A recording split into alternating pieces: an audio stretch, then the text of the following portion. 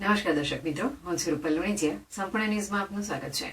વડગામ તાલુકાના હરદીવાસણા ગામની 17 વર્ષીય વિદ્યાર્થીની વિરૂપાબેન સોમાજી ઠાકોરે ગુજરાત સરકાર દ્વારા આયોજિત મૂંગા અને બહેરાઓના ખેલ મહાકુંભમાં પોતાની પ્રતિભા દ્વારા ત્રીજું સ્થાન મેળવીને હરદીવાસણા ગામ અને ઠાકોર સમાજનું ગૌરવ વધાર્યું છે.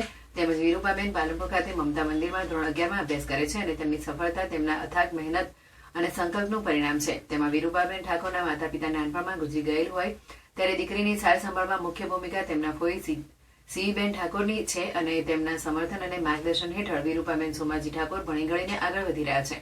ત્યારે અભ્યાસની સાથે સાથે રમતગમતમાં પણ પોતાનું નામ રોશન કરી રહ્યા છે. ત્યારે વિરૂપાબેનના ફોઈ સીઈબેને જણાવેલ કે વિરૂપા અલગ અલગ ખેલ મહાકુંભ સ્પર્ધામાં ભાગ લઈ કુલ 12 મેડલ પ્રાપ્ત કર્યા છે. મારી ભત્રીજી વિરૂપાબેનના ઉજ્જવળ ભવિષ્ય માટે હું હંમેશા સાથ અને સહકાર આપી રહી છું અને મારા આશીર્વાદ છે કે મારી ભત્રીજી ઉત્તરોત્તર પ્રગતિ કરીને અભ્યાસ અને રમત ગમત ક્ષેત્રે આગળ વધે. ત્યારે વિરૂપાબેન ઠાકોરની જેમ મહેનત અને સંકલ્પથી કોઈપણ વ્યક્તિ પોતાનું ભાગ્ય બદલી શકે છે.